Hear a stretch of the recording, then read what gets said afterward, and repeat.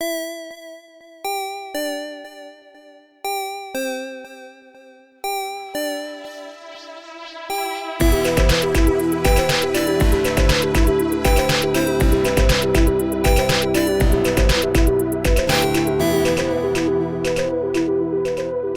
last week we played the first episode of Masks on our Twitch channel. Oh, yeah. Did you have a good time? Oh, yeah, it was fun. Yeah. It was great. Yeah. He does a great job running that system. That was a lot of really good, like, prepared dialogue that I do really badly with, but it flowed so well. Yeah. You could really, like, tell how much you were loving it. Yeah. Oh, boy. Like, loving specifically setting up, like, scenes as comic book panels. Like, Yeah. you were totally into it. It's great. I forgot to mention this at the beginning of the stream, and we'll mention it at the beginning of this week's episode. But we do have character art on our Twitch channel. Again, Masks and all of this is going over at twitch.tv/The Critshow. But we have some awesome character art of the superheroes that we're playing. And that art is by Lord Nightcon. You can find Lord Nightcon on Twitter at Lord Nightcon, LordNitekon. So you can see all of their work. They are also, I believe, open for commissions. So if you like the art that you see there,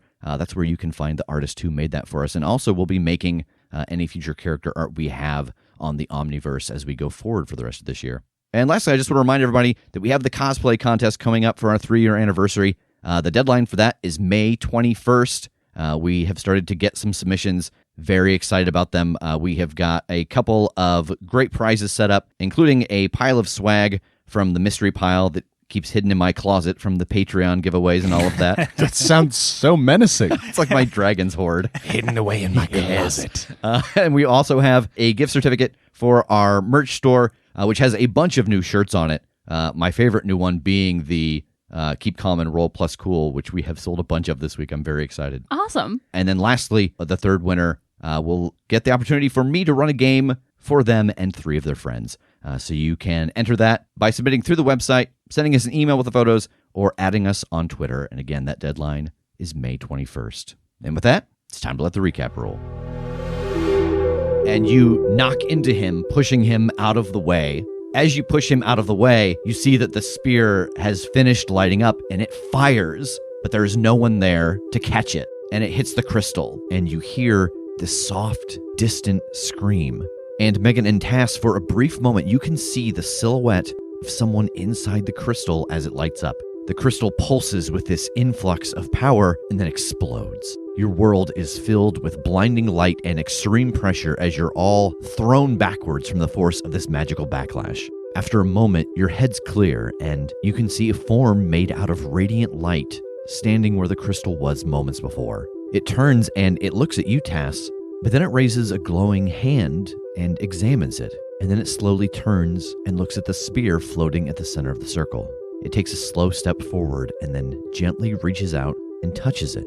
At this touch, the light making up the body starts to shift and flux, forming clothing and hair. And as all of these details take shape, color starts spreading through the figure. Wait, who are you? Their hand closes around the spear, and a final ripple of energy flows over them and into the spear, which pulses once and then goes silent. The woman holding it turns and smiles down at you. My name is Lana King, and I'm so happy to meet you. Here you all are inside of this castle deep down inside of a mine shaft. A magical explosion has knocked you all backwards and away from the ritual that Estin was trying to perform. The 3 of you and Estin lay sprawled on the ground, and standing in the middle of the circle is Lana King, holding Tass's spear. In this moment of this magical energy being drained from this room, you all feel again that sensation of power being ripped out of your body. And mechanically speaking, you're all now back inside of your Monster of the Week playbooks. What are you all doing? What condition is Estin in right now? Was he just like knocked over but otherwise undisturbed? Yeah, he's kind of in the same condition as all of you, just momentarily jarred, laying on the ground near you. I think I want to try and take the opportunity in the stunned silence here to go fucking swing at his neck with a sword. Like, Estin is still a major threat here. I want to try and take him out while he's distracted. All right, roll kick some ass. Is there an Any transfer of like the harm we took in our Dungeon World playbooks to now? Where were you all at damage-wise in Dungeon World before this magic was drawn out of you? I was at full. Same. I was at 10 of 21 hit points. Okay, yeah, so Jake, I think you're probably at like 3 damage right now, but the other 2 of you are full. Okay. 7. All right, and how much damage does that do? 3 harm, hand fire, holy. All right, so you lunge at Estin and you chop at his neck, and he kind of turns to the side a little bit, and you feel it cut into his vertebrae in the back of his neck. It does not cut all the way through, but you can see the skin there starting to melt and bubble from the fire and the holy damage. But he reaches out with his hand and grasps onto your arm, and you feel some of the life force drain out of you as you take 2 points of damage. So armor defeating, I presume. Yeah. All right. Well, this went south fast. Are you unstable now? Oh, yeah. I think if Jake does this lunge, I think that snapped me out of what is essentially shocked staring at Lana. That is the last person I was expecting to see suddenly standing here. So I'm going to turn and shoot. All right, roll kick some ass. That's a 10. All right, what's your extra effect? I'm going to go terrible harm. And this is with my SMG. So with the terrible harm, that would bring it up to 4. All right, you start spraying bullets over in that direction, and you see that Estin wrenches Jake's blade out of his neck and rolls onto his back and casts a hand out at you, and a ball of fire flies in your direction. I keep wanting to roll dice, but I don't do that anymore. It's like an addiction now. And this fireball streaks at you, and you take 3 points of damage, not armor defeating. Ooh, okay. Megan. I want to stop him from hurting my friends. I want to use telekinesis and try and hold on to him. All right, roll telekinesis. 7. All right, and what do you get on a mixed success? On a 7 to 9, you move it, but it hurts. Choose one option and mark 2 harm. Okay, what's your option? Something is held fast. All right, so you thrust your hand out, and this purple energy wraps around Estin, but you feel the strain on your body as you try to hold him in place, but he does seem to be stuck for the moment. I've got him held still. Do it now. Jake, roll cool. 13. Yeah, you see that his eyes get that glow in them again, but you've seen it before, you felt it before, and you're able to shrug it off. And he's frozen? Yeah. Boy, I walk up behind him and I hold onto the grip of the sword with one hand and grab onto the end of the blade with the other, and I just put a knee in his back and try and pull that blade through his neck. Jake puts his knee into the back of Estin, puts the blade to the front, and pulls it backwards, and his head is severed off. It falls to the ground, and a moment later, the body turns to ash. I think I just kind of crumpled to the floor. I'm going to look around and see if Lana is still here and like what the hell? Like, what is her state? Yeah, she's just standing there still, holding the spear, watching the 3 of you work. And so she just looks like physical, like she's alive and standing there? Yeah, she's holding your spear, or her spear, depending on how you want to look at it. Yeah. Hey. Hi. How the hell is this possible? I don't know. I'm going to give her a big smile and offer a hand to shake. You go to shake her hand, and she hugs you. Oh, shit. Oh, I'm so sorry. And I kind of shrug out of it and actually slide over to Megan, who's just crumpled. Who is this? What's happening? Hey. We're good. He's gone. And this is Lana King. She's, Anastasia's wife. But I thought that she... I'm not quite sure what happened. And she starts to reach down now. She examined her hand before, but now she's touching her arm and her shoulder and feeling that it's solid. I don't mean to be rude. It's nice to meet you, but are we sure that you're you? I mean, it seems like Estin was doing something here. Is this... And I kind of just look at Tass as, could this be a trick? I mean, it sort of tracks that if he's going to do all of this stuff, he had to have at least one of the spirits. So if he was doing that whole laser-focused version of this, maybe he only needed the one, and it just happened to be her. Well, I mean, glad you seem to be okay. Sorry, just a second, and I think I want to go over to where Jake is with Estin's ashes. You good? I feel like at this point I've probably just also been kind of staring at Lana because it seems, I don't know. I also kind of feel like maybe this is a trick of some kind, and I'm watching and waiting to see if anything kind of gives itself away. I mean, I'm not fantastic, but I'm alive.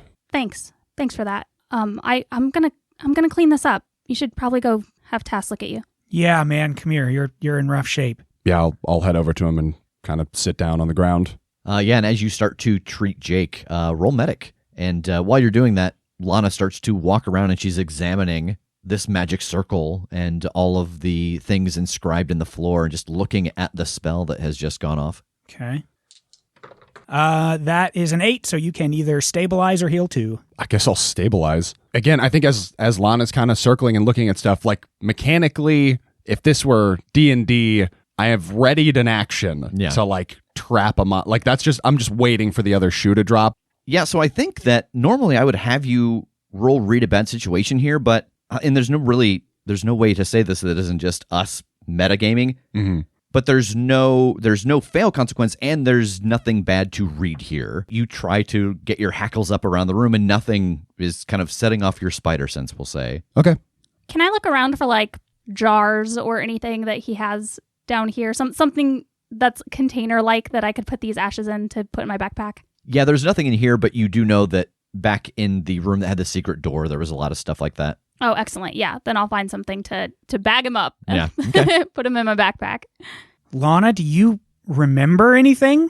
Like about being with Estin? Time inside of those gems is different. You've been in one before. Yeah, I remember. I remember talking to you, and I remember actually talking to all three of you when the storm was coming, and I don't really remember much else until I saw this bright point of light, and it like pierced through me, and I remember screaming and then feeling dizzy and fuzzy and out of focus almost. And then I remember seeing you, and then I remember feeling the pull of the spear and touching it, and everything from that moment is clear. Yeah, okay. So whatever he was trying to do to himself, all of that magic, it went into you. And instead of infusing him with you, just brought you back maybe? I guess. My visions, they started to be clouded. This storm, I couldn't see through it. I couldn't see past it. I never saw a future where I was able to escape. I'll tell you what, none of what has just happened seems like it was really anybody's plan. Our guess is that Estin has just completely gone off of any of Nash's plans, left him behind, used a modified version of Nash's shit, and tried to make himself this chosen, some sort of monstrous, energy-filled chosen. So, yeah, when he attacked, why we're here at all is because he got the spear, and I think this is all pretty much proof that Nash isn't here. He was doing this directly to himself. It looks like there was a split. He was useless to Nash, and he was trying to get revenge or something. The spear was part of the ritual? Yep. Maybe all of that energy channeled through that weapon connected to me, and then coming into contact with my spirit, that just feels like luck. Yeah, right. Your old spear, your soul. Here we go. Quick question. If Estin is dead, does that mean the ghouls are dead, or do we still got a whole bunch of ghouls we got to get past to get out of here? That's a great question. We can at least go back to look, but I have to assume that Jake can just get us out of here now. With all of this broken down, we're just back to our world. We're not in these globes anymore. I mean, not all at once, but yeah, I could try. We still have to put these other spheres back where they belong, though. I don't know how to do that. I mean, there's got to be more information here that we can get. Maybe just some insight into how exactly Estin set all this up. I mean, I know it's kind of based off of other things that you guys have already encountered, but it might be good to have some of that knowledge. Yeah, fair. For all I know, whatever he was doing was tethering that stuff. It may have already happened. I guess we can go check outside of the castle in the tunnel and see if the entrance is even still there. Well, let me see if my shit's working, and I can try and go check it out myself. And I'll try to just teleport back to outside the castle to where I would be able to see the last gate. Yeah, you teleport outside of the castle to where you remember that dome of darkness beginning, and it's just stone tunnel ahead of you. Then I'll teleport back to Tass. It looks like they resolved themselves. I guess maybe he was holding them here, and now he's not, because that's just an empty tunnel now. Awesome. Okay, so if you want to maybe start getting people out of here, we have the ashes. Yep. Okay, we have Lana now. Maybe start taking them back. I'll take the doorknob and check in to let everybody know in the tavern that they're free to go home when they want, and then I'll pop back through and wait for you. Sure. Is there anything else we want to look at around here? I don't know if there's anything here we need. I definitely want to look around and see if there's anything interesting that we might be able to go over. Yeah, this place merits further investigation. All right, I'll take the doorknob and go check in with the others then while you're looking around here. All right, so Tass, you head out of this room, out of Estin's study, and down those set of stairs, back through the place where Trent's body is lying, and into that little storage room that had the normal door on it. And I will say that as you are walking through here, you notice that the door, the funny-smelling door, is open, and there are scratch marks and tracks all over this floor, but there's no sign of any of the ghouls. Okay, I think that warrants, since it's, just a minute, I think that warrants dodging back to let them know that it seems like they have scattered. And then I'll head back and pop in that knob. Yeah, so you put the doorknob in, and you open it up, and it opens into the Inn That Wanders. I'll roll in. Oh, hey, how's it going? It's going, man. We think we got done what we needed to. It seems like all of those worlds that were bubbled up are released. So I'll look around and see if any of those people are still chilling. Yeah, they're all still here. Hey, it seems like you're all good. Whenever you're ready to go home, it'll take you, well, pretty much where we went in when you open your door. That's where it'll spit you back out. All of the pirates, they nod and raise a drink to you. Cheers. Hey, Trog, thank you again for everything. I mean, I literally don't think we would have survived this without your help. Yeah, it's no problem. I hope to get to see you more often. And Jake told me sorry about what happened with TJ. Yeah, man.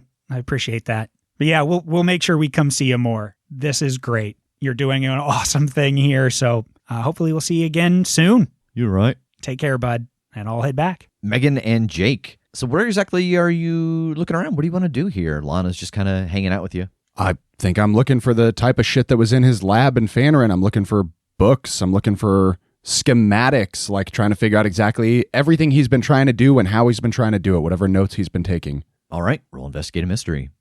11. All right, you get a hold too. What is being concealed here? So yeah, the thing that you find that gives you a clear picture of what he was up to really is that painting in the room before the room the ritual was happening in.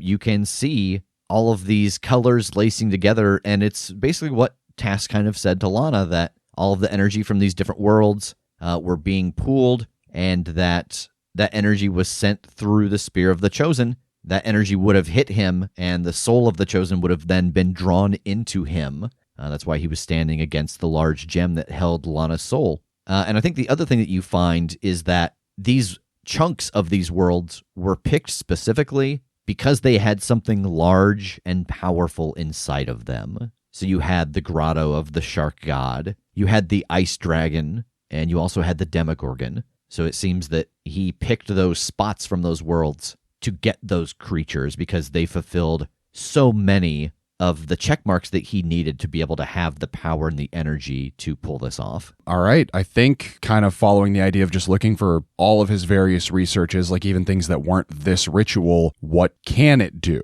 Yeah, so as you look more through the study, you do find his journal, and his journal kind of outlines very loosely the last couple of days. And the impression that you get from it is that the chain of events are kind of what you said, that Nash saw him as disposable, that he had failed him and given up information that he shouldn't have, that Nash was able to get a final chosen soul, and so to put a wrench in his plans and get revenge, he stole one of the chosen souls and ran with it and started to put together this ritual himself. So this ritual does not do anything except transfer a soul into a host. You think that, like, if you had a soul and an empty body, or like the soul trap, that might allow you to transfer it that way. But the soul trap kind of already does that. But it does have the ability to transfer a soul into a body, or if it's like a husk or a golem or something. You said this is his journal? Yeah.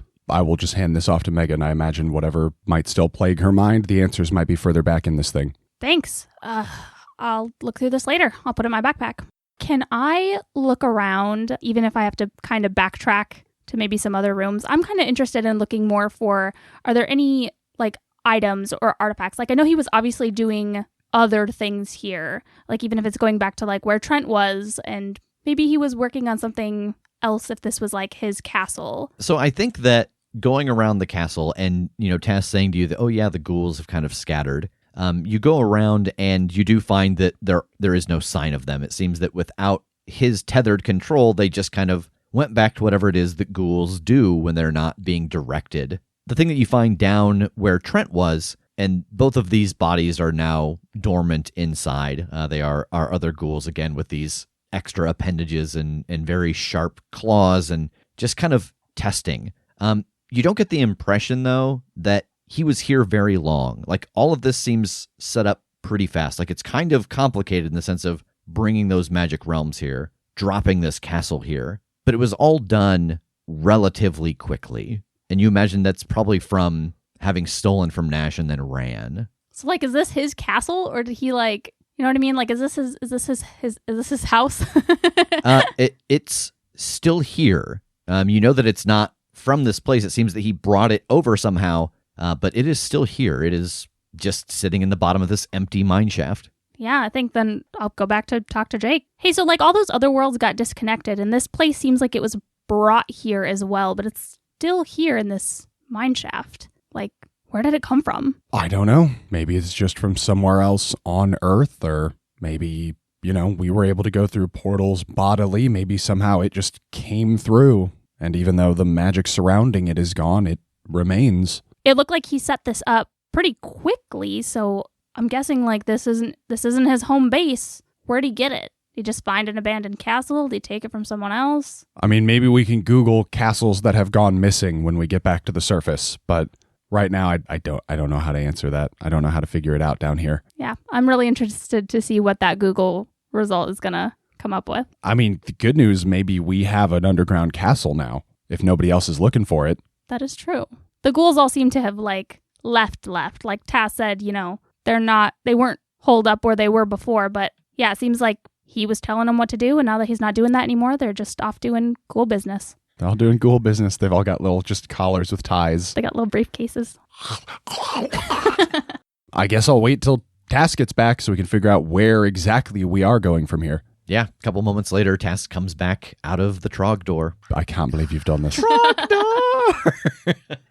Hey, everything's square. Perfect. We have kind of ironed some stuff out here. Nothing really new. But the ghouls are gone. The other creatures that were in the tanks are shut down. Seems like he's been working on this ritual and kind of nothing else. But our thought about him turning on Nash is correct. Do we think there's any chance at all this is Nash's castle? Like, did he take his whole damn castle if he betrayed him and took his shit? I mean, I will say this. There's nothing else in here except for his lab equipment. Like, the whole place is empty. So probably not Nash's house. Yeah. Yeah, okay. Maybe he just really envied Nash's style with the castle, and he was like, fuck it, I want one. Yeah, right. I get that. I kind of want one now. Again, I think this one is ours now, so you can have it. Yes.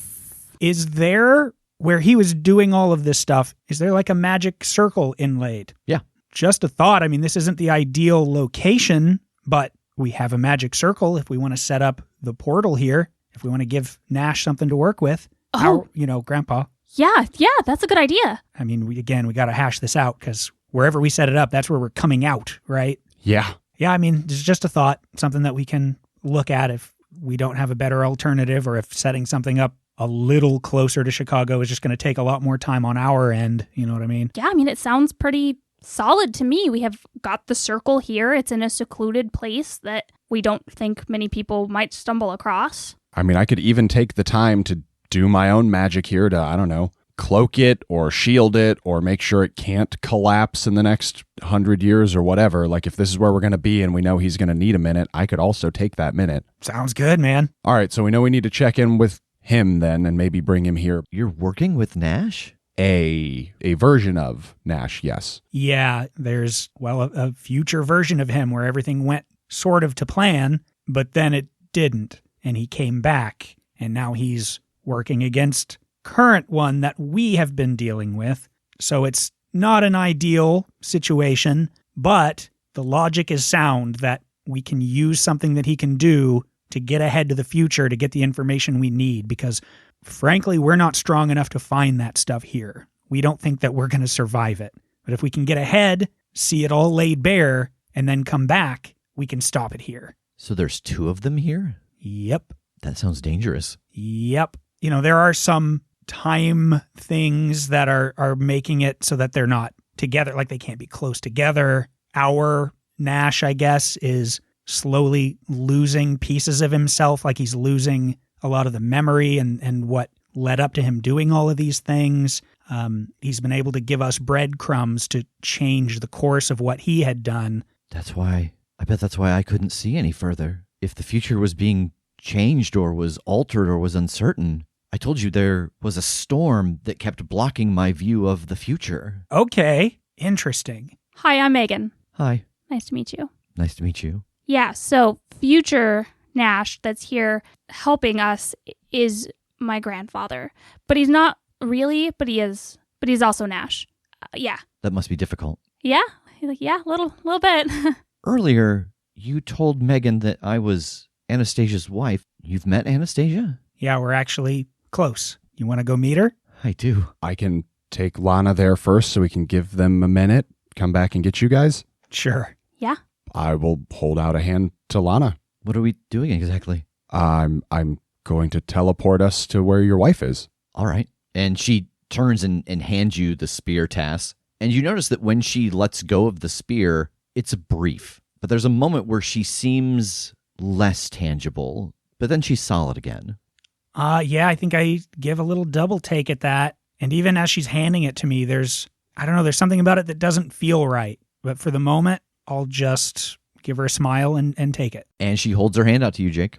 I will take us to the lair. The 2 of you appear just outside of the subterranean lair, and you lead her inside. And inside, Rev and Jingles are working at a computer, and Anastasia is standing at a whiteboard that has been placed up on the wall. At the sound of the door, Anastasia turns, and she sees the 2 of you standing there. She freezes, and her eyes become hard, and her hand slowly starts to drift towards the gun on her hip.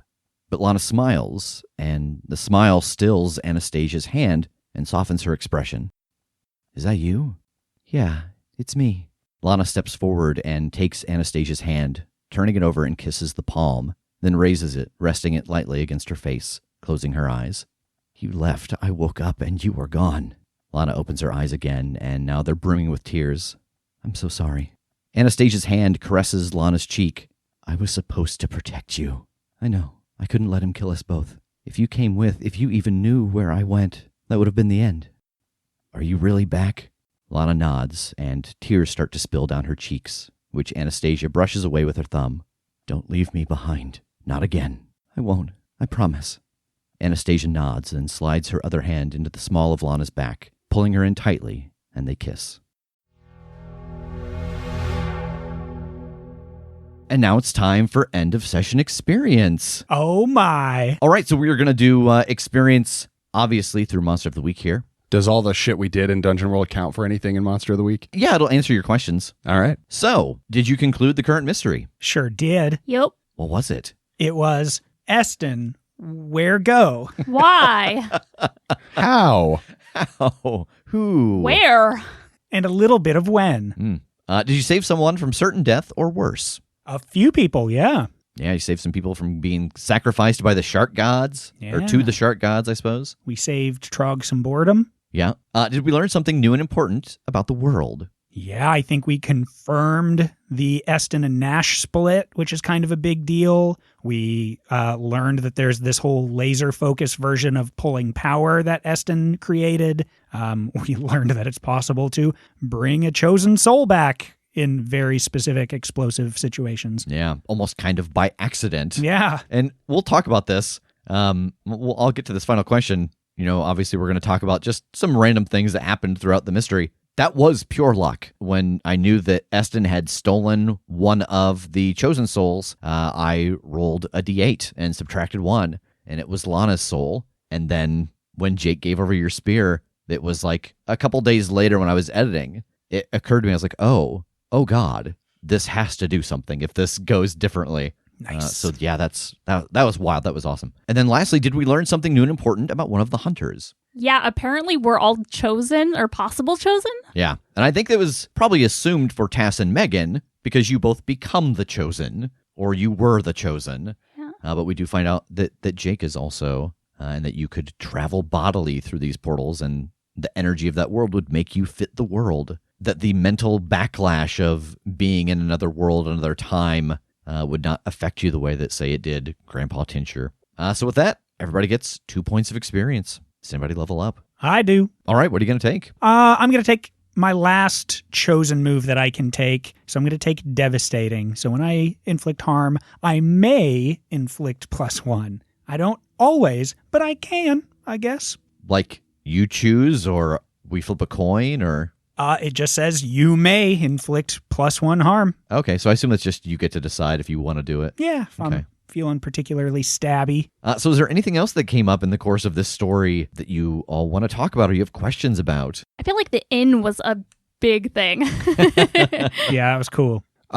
What becomes of the 150 coin in our possession when we revert back to regular world? You have 150 bright, shiny pennies. Okay. And all the other shit. Like, did the arcane map seem to continue working? What the fuck are the health potions now? Oh my god, my mermaid ring? Yeah, what do the rings do? Do you want to find this out as we're talking about character stuff, or do you want to find this out in the world? I mean, I think all I want to know now is, looking at the stuff in my pockets, what is the status of it now? Yeah, like the health potion seems like it's flat code red, but Oh, okay, good. everything else that you found, the rings, the map, they all still have their luster. Okay.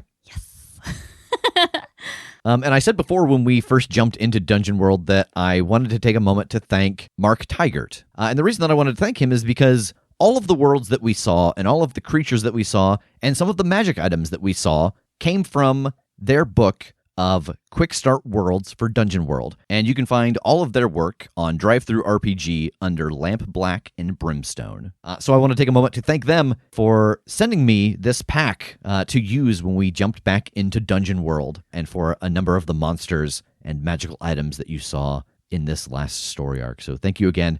And if you enjoyed those worlds, the pack, I believe, has like 18 or 20 other worlds that I had to choose from. And again, you can find those on Drive-Thru RPG. Just search Lamp Black and Brimstone. So here you all are in the subterranean lair. About a half hour has passed, and you are here with Jingles and Rev and Lana and Anastasia. What are you doing now that you're all reunited? Probably recapping what just happened for everybody. So, as is immediately evident, I kind of gesture to Lana. Some things happened. We did find Estin. We did manage to stop him. We determined that he was actually working against Nash, we thought he was trying to create his own chosen, but it seems more like he was trying to become his own chosen at this point, maybe. Restored a few segments of other planes that he had bound here back to where they belonged, and managed to divert what he was trying to do, which accidentally resurrected Lana, and managed to finish him off before we got out of there. I think while Jake is filling everybody in on the situation, I am actually for the first time going to open up my sight and look at Lana and just see if I don't know, if I get any particular magical read on what has happened to her. Yeah, roll Investigate a Mystery while using your second sight. Okay. It's not what it's called, but sounded nice in the moment. Yeah, it was good. I liked it. 8. All right, you get a hold 1. What's being concealed here? So now that you're looking at Lana magically, that seems to be entirely what she is made up of. Like, her magical glow is so bright. And even as you are standing in this room with her, like, her and Anastasia have been together in proximity about a half hour now, you swear that she looks a little older. Like that she subconsciously aged herself to fit with Anastasia again. Wow, okay. Yeah, I think I just kind of file that away. That's amazing. She's just made of this magic, huh? Yeah, it seems like all of the magic that was in that spell concentrated through her spear, then into her soul gem. It really was just almost like Steve Rogers, like almost impossible to recreate this accident. Okay. Lana, looking at you with, well, I mean, you probably remember being able to kind of open up and see magic. That's what you are. I mean, you're made out of all of that concentrated magic. For what it's worth, I have no idea what that means, but that might be worth looking into, for us in general. Interesting. I wonder what that could mean. So what are you going to do now that you're back? I mean, like, I guess I don't know. How long has it been? Well, I died in 1994, so... And as she says that aloud, it does kind of dawn on her how much time was lost. But it doesn't seem like it affects her in a negative way. Like, the time she has now was not time she expected to get. I'm not sure. I lost so much time in that gem, but that was supposed to be the end. I saw it. And so this time now, I was never supposed to get this. So I think I will enjoy it and see what the world has to offer. And, I don't know, spend a little time with this old grump. And she nudges Anastasia. you old grump. Anastasia looks at you when you say that. There's a lot that I'll take from her that I will kill you for. Yeah, I'm gonna stop.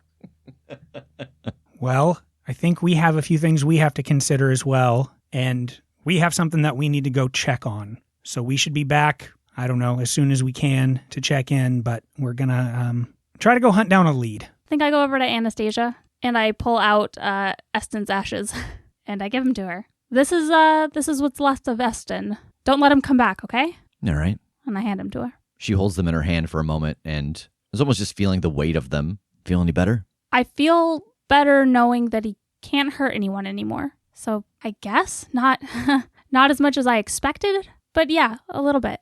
Good. It was a lesson that I learned very, very hard. But the moment that you kill something and it makes you feel better, that's when you got to start being really careful. Yeah, I don't feel like I've been, I guess, avenged, or the time that he took from me is avenged, but I feel good knowing that it's not going to happen to anyone else. He's not going to hurt anyone else. So yeah, that's worth it. And Lana, obviously, being with Anastasia, not really being willing to separate from her at this moment, she smiles at all of this. You've got a good heart. I mean, thanks. And Anastasia walks away and stows the ashes in a messenger bag that's sitting on top of the desk. All right, so where are you headed to now? I think it's time to make our way to Grandpa Nash and ask about the ring in the castle, if that will be viable. So you all head outside of the subterranean lair and vanish in a burst of flame.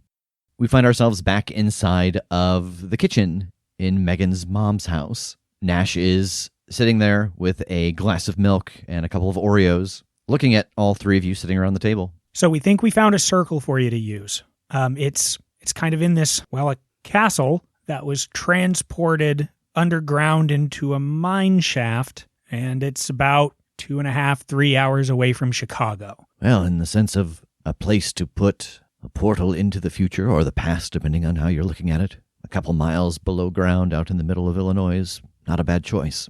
Awesome. Yeah, I mean, we think it's pretty well hidden, and Jake might even be able to do some things to make it more well hidden. In theory, even Nash won't know where it is because, again, Estin really took off to do his own thing. If this circle will work for you, how much time are we gaining? Oh, about a week and a half, probably. I could be ready. He looks over at the calendar on the wall. Maybe 2 weeks from now. 2 weeks, okay. So then we need to figure out how to make it look like we perish so that I can give up this energy. If we want to make everything go the right way, I think I'm going to have to give it up. I feel like any way that we fake our death, Nash is going to be able to see through one way or another. We've determined that he can kind of rewind time and watch what happened to somebody if he knew where it was, especially if it's something that happened in front of him. It'd have to be extremely convincing and impossible to review. Well, as far as the convincing part, I think that's a big reason that my giving up the energy is going to go in our favor, because there is not a chance he'll be ready for me to do that on purpose, willingly. You know what I mean? Yeah. So whatever we do, I think he's going to believe we're dead. Man, shit. But you're right. I don't know that that's going to stop him from taking a close look and being sure about everybody else. And he might even, try to interrogate people if he doesn't have, a clearer idea of what happened to us. If there's anybody else that we let in on it. So whatever we do decide is going to have to be kind of kept under wraps. I feel like maybe instead of faking our death specifically, we can fake like we went dimension hopping again.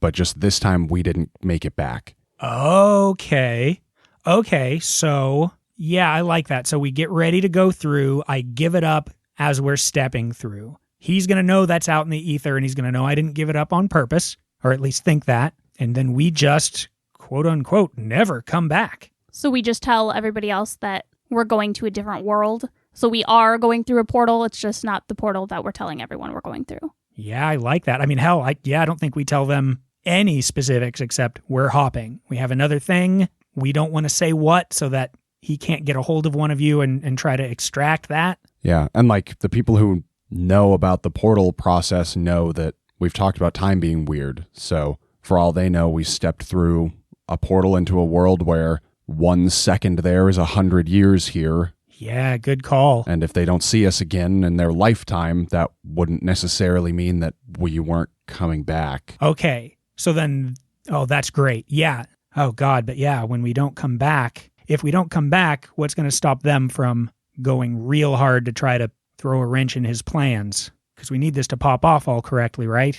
So we need some way to let people know to not interrupt Nash's plan or to interrupt their attempts to fuck with Nash, but not in such a clear way that if they do get interrogated, it'll be obvious what we were doing. Yeah, so how do we tell them, yo, if we don't come back, don't fight without it being suspicious then? I don't think we can. Like, Yeah. I think that is such a dead giveaway that something is up. Not what specifically is up, but enough to make somebody be like, oh, well, something's going on. There's a bigger picture here. And if Nash figures that out, to remain on his guard. Yes, and if the three of you vanish and don't come back, you inspire a lot of people. I'm sure that they will redouble their efforts to pick up where you left off. So is there something that we can set up to interrupt our friends' plans to interfere with Nash without giving that information to them directly ahead of time so that their, I guess, reactions are more genuine? Or if they are captured, it's not information that they have? You say, is there something? There might be someone. Who? Damien owes us a favor. We could weaponize him, have him stand in their way, and subvert any attempts to mess with Nash's plans. We need to, I hate to use the phrase lock him in, but if we lock him into a deal, nobody else could lock him into a counter deal. So that would be kind of insurance for both of us, like for him as well, that he couldn't be like, demon law, I've got to take this other deal, which means I've got to give you up. As long as we cut a deal with him, he's on the hook with us. We've got the coin, so yeah, he does owe us the one. So we just tell him to keep an eye out and, generally interfere along the way. Damien could have cut a deal with anybody for any reason, so I suppose there's limitless justification for why he would be interfering with the plans of the Resistance. That's the best I've got, unless anybody else has a suggestion. Someone else, something else. I don't. I know that it's kind of callous, but in reality, this is only going to matter for however long we're stuck in the future. We're going to come back and none of this will have happened. All right. Do we want to get to the magic circle and make sure that it's a viable option? And I look at my grandfather. I could gather my things up in a few moments if you could take me there. I'll start setting up now. I will need a minute. I need to leave your mother. Let her. Yes, I'll be right back. And he walks out of the room. And he comes back a couple of moments later with a letter, and he is putting in an envelope and licking it, and he's got a little duffel bag and a suitcase. All right, I'll make the couple trips to get us all there. So yeah, I think we jump ahead maybe a half hour as the four of you walk through this castle. You take Nash upstairs to the 3rd floor where the ritual room is, and he gives you the okay that, yeah, this is absolutely a place that I can work from. There's still books in that library that he can do a little research from over the next couple days, and that it will be 2 weeks. I mean, is there anything else we need to do before we talk through this with Damien then? Or is this what we're doing? I mean, we should talk to him and make sure it's something he can do, right? Yeah. Okay, I'll step out into the main cavern of the mine shaft here, and then I will summon him. All right, so Jake flips the coin into the air. Megan, this is new for you. What you see is Jake standing there, and he flips the coin into open air. And as soon as the coin leaves his thumb, you hear the sound of screeching tires. And then there is a burst of flame, and a car comes skidding to a halt. The driver inside of it has their hand out, and they catch the coin.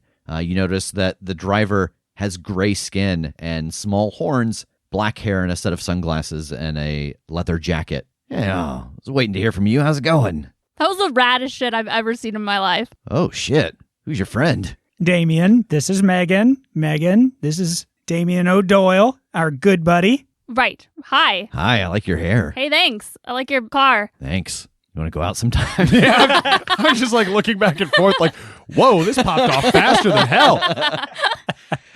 Can I drive? Yeah. I elbow Tass and just gesture for us to disappear back into the castle. We can go. They've got this. And there's a burst of flames and they're both gone. Anyway, what now? Things are really in motion. Things are happening in a major way. We need your help. We are going to jump. Well, I feel like maybe we need to make a deal first, just so that we're kind of like insured. Okay. Both of us, so that, I'm going to tell you some secrets, and I don't want anybody else to have to cut a deal with you to like pump those secrets out of you or anything like that. Yeah. So I kind of look at the other two, like just to confirm, like we set on what the deal is that we're going to make here, that we're cashing our coin in for. Thumbs up. Yeah, I think so. Okay. Nash has a grand plan to create a monster chosen, and we need you in our absence to prevent our allies from interfering with that plan in any meaningful way. All right. So the deal is, in your absence, from the time that I last see you to the time that I next see you, I will interfere with the IPT and your various allies trying to stop Nash from doing what exactly? Just them interfering with him? Just preventing them from interfering with his plans. All right. So I will make sure to interfere if it seems like they are taking large steps that would affect his plan. Yeah. And his plan involves... Do you need to know it before we cut the deal? Because I'll explain you the details once we're like on the same page here. Oh yeah, we're kind of in it now. Okay. So like... So we can safely talk freely now, because nobody could could cut another deal that would... Yeah, this is all off the record now. Cool. We're going forward in time. Nash is working on a ritual to create a monster, to create a more magical world, to kind of not end the world, but so fundamentally shift the world as we know it that many people would perish and suffer. So we don't know exactly how he's doing that. But if we can go to the future where it's been done and it's not a secret anymore, we can bring that information back, and then we can stop it from ever having happened. Oh, gotcha. All right. And he flips the coin in the air again, and you see it burst into flames and vanish. The deal is made. Thank you. I mean, I know it's all a deal, but thank you. Yeah. I kind of glance at the other two, like there's this thought that I want to ask him to step aside, but I think I just abandon that thought and step up to the window. Can I take your order? Yeah. I was actually hoping to talk to you about a side deal of sorts. You know this one wouldn't be free. I do.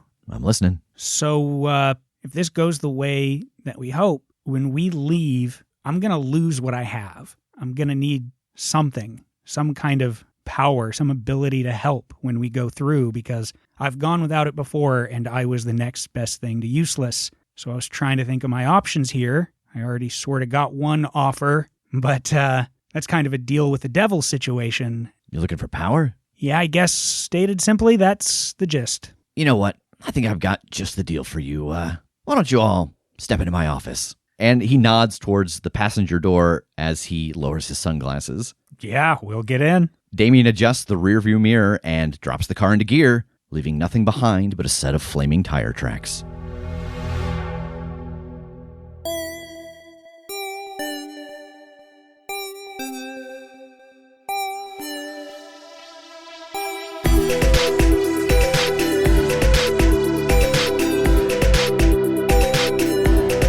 The Critshow is a Critshow Studios production, edited and produced by Brandon Wentz with music by Jake Purley. You can find more information about us at thecritshowpodcast.com. To keep up to date with upcoming live shows, contests, and other special events, follow us at The Crit Show on Facebook, Instagram, and Twitter. For even more weekly content, join us at patreon.com/thecritShow.